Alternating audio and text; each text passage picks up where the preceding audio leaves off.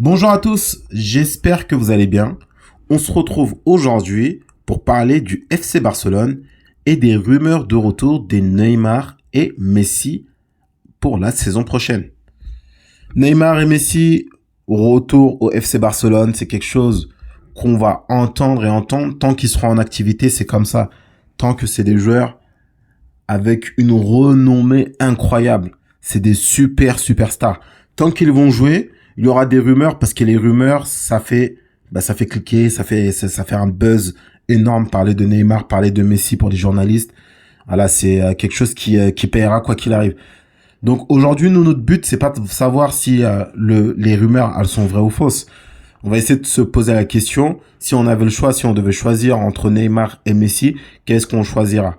On va pas rentrer dans des détails statistiques aujourd'hui, mais si bien sûr, si la vidéo vous intéresse, on pourra faire une partie 2 où on va essayer de rentrer un peu plus dans des comparaisons un peu plus poussées. Mais aujourd'hui, voilà, on va essayer de se poser la question, si on avait le choix choisir entre ces deux joueurs, on doit absolument choisir entre les deux joueurs, qui est-ce qu'on choisira? Bon, d'après les rumeurs, encore une fois, on va se baser de ce qu'on entend dans les rumeurs. Il semblerait que le retour de Neymar et Messi, ça serait pas pour la même chose. Neymar, lui, il voudrait revenir pour se préparer. Déjà, là, apparemment, il a un plan spécial. Son plan serait de monter en puissance pendant les 6 prochains mois.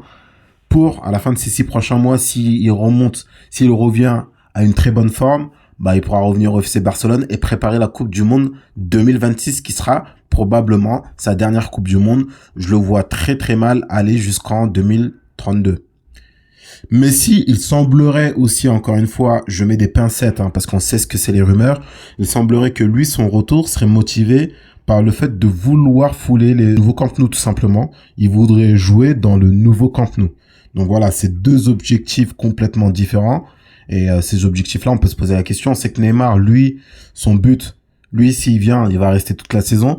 Mais est-ce que Messi, ça sera pour toute la saison? Est-ce que ça sera pour jouer quelques matchs? Est-ce que ça sera pour jouer pendant la trêve qu'il y a en MLS? On sait qu'il y a une trêve, si je dis pas de bêtises, pendant le mois de janvier, ils ont une trêve. Est-ce que ça serait pour garder le rythme à ce moment-là, profiter et venir fouler le nouveau Camp Nou? Je ne sais pas.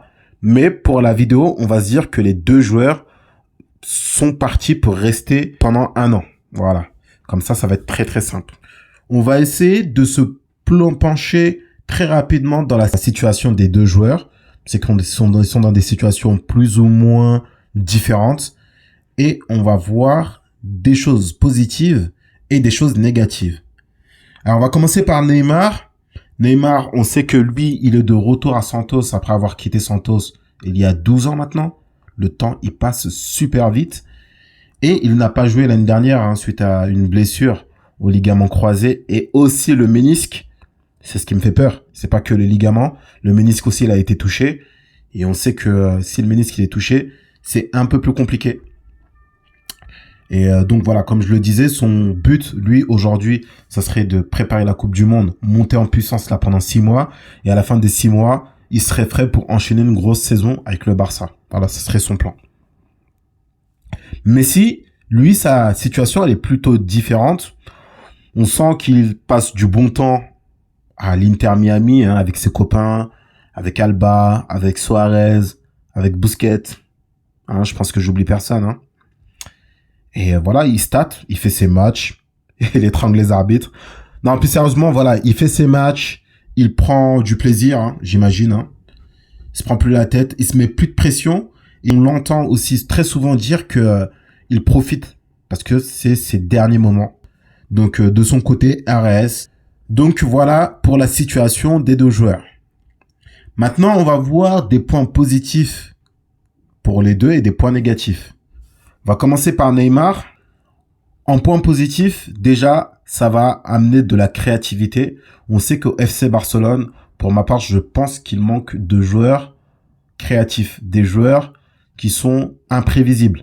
Il manque de ce type de profil qui peut amener de la folie avec une très bonne technique et une bonne vista. Neymar, on sait que c'est tout ça. En deuxième point, on peut se dire que si on reprend la saison avant la Coupe du Monde, avant la Coupe du Monde 2022, du coup la saison 2022-2023 où il était avec Messi au PSG, On se souvient de leur début de saison, hein, qui était tout simplement canon.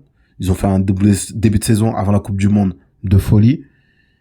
On peut se dire que, vu qu'il a déjà vécu ça, il pourrait avoir la même motivation et nous pondre une saison de folie.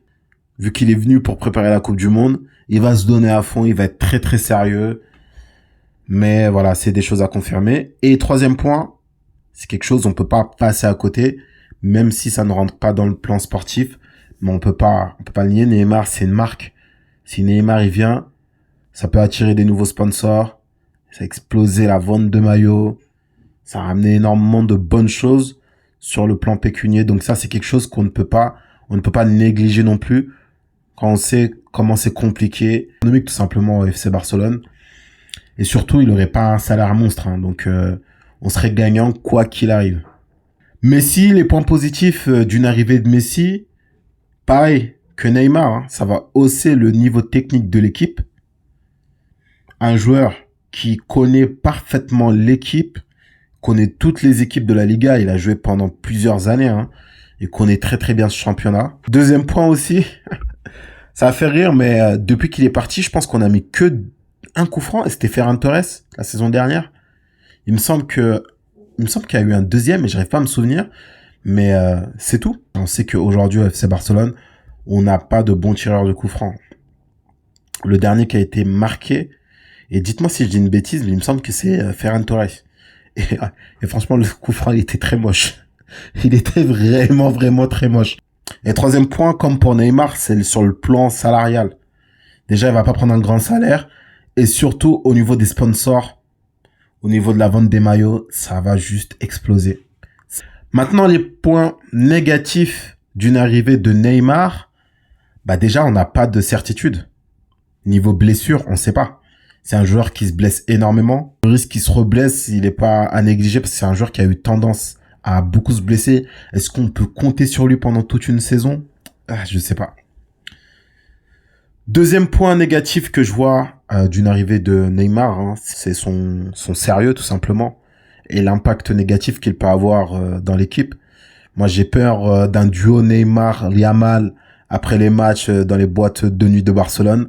Franchement, ça fait peur. Mais après, comme je vous l'ai dit, il est là pour préparer sa Coupe du Monde. De toute façon, il n'est pas en position de force. Et comme on voit, un de ses flics, elle a pas l'air de vouloir blaguer. Hein. Donc, s'il est pas sérieux, hop, sur le banc, on n'en parle plus.